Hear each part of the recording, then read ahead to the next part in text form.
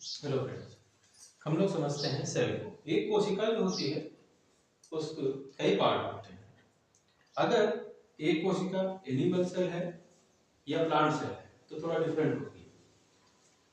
Animal cell हो या plant cell हो, दोनों में सेल मेम्ब्रेन पाई जाती है और प्लांट सेल में सेल वॉल की कवरिंग होती है जो कि एनिमल सेल में नहीं पाई जाती। जैसा कि यहाँ पे एक एनिमल सेल है जिसके ऊपर अलग से कोई कवरिंग नहीं दिखाई दे रही।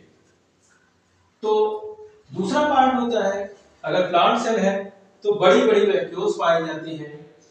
एनिमल सेल में या तो वैक्यूल्स बहुत छोटी होती हैं और या तो एब्सेंट होती हैं। इसके दो पार्ट होते हैं, जो उसकी मेम्ब्रेन है उसे क्रोमोप्लास्ट बोलते हैं और उसके अंदर जो लिक्विड भरा होता है उसको जो है वैस्कुलर सैक बोलते हैं।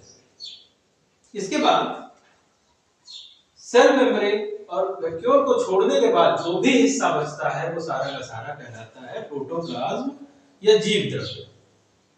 ये जो जीव द्रव्य है ये अपने आप में दो भागों में बटा हुआ है। एक हिस्सा जो है वो साइटोप्लाज्म है और दूसरा जो है न्यूक्लियस है।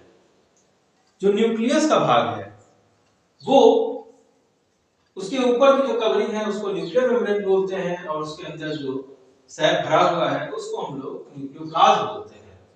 न्यूक्लियोप्लाज्म दो भागों में बटा होता है। एक होता है क्रोमोसोम्स, ये डीएनए हो सकते हैं, और दूसरा होता है न्यूक्लियोलस। जो न्यूक्लियस है वो जो है कंट्रोल सेंटर है सेल का।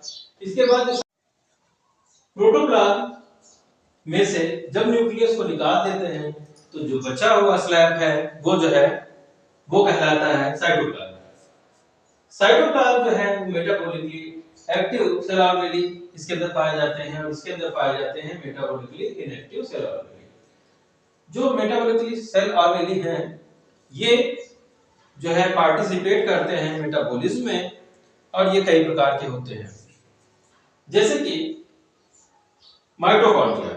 माइटोकॉन्ड्रिया जो है ये power house of the cell है, एनर्जी प्रोवाइड कराता है, रेस्पिरेशन के द्वारा एटीपी का फॉर्मेशन करता है जिससे कि एनर्जी बनती है। और इसके अंदर पाई जाती है गोल्गी बॉडी, गोल्गी कॉम्प्लेक्स पाया जाता है जो कि जो है एंजाइम्स का जो है सिक्रीशन करने का काम करता है। लाइसोसोम्स पाए जाते हैं।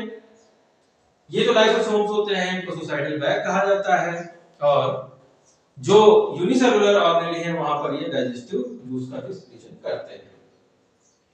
इसके बाद राइबोसोम्स पाए जाते हैं। तो राइबोसोम्स होते हैं प्रोकैरियोट में 70s होते हैं और यूकैरियोट में 80s पाए जाते हैं। वहीं पर साथ ही साथ पाई जाती है एंडोप्लाज्मिक रेटिकुलम जो कि दो प्रकार की होती है। एंडोप्लाज्मिक रेटिकुलम जो है एक स्मूथ एंडोप्लाज्मिक रेटिकुलम है और दूसरी रफ एंडोप्लाज्मिक रेटिकुलम है।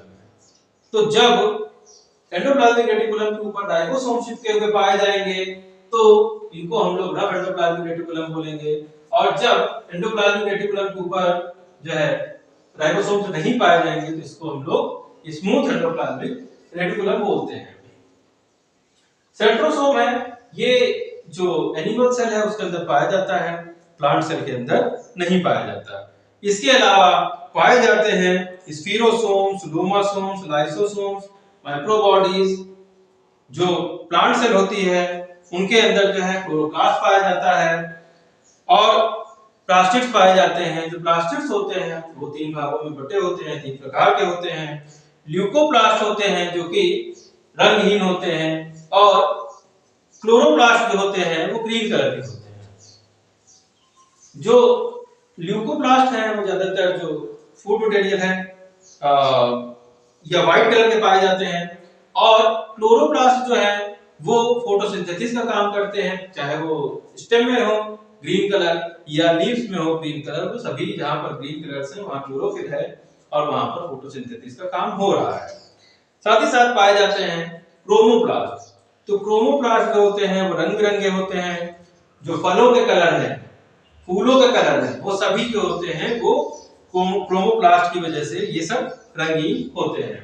मेटाबॉलिकली इनएक्टिव सेल ऑर्गेनेली की बात करें तो कई भागों में बटे हुए हैं। रिजर्व प्रोडक्ट की बात करते हैं, जैसे कि पोटैटो है या शुगर बीट है या ये जो प्रोडक्ट होते हैं जिनको कि पौधे अपने अंदर संचित कर लेते हैं, स्टोर कर लेते हैं। वो कई फॉर्म में हो सकते हैं।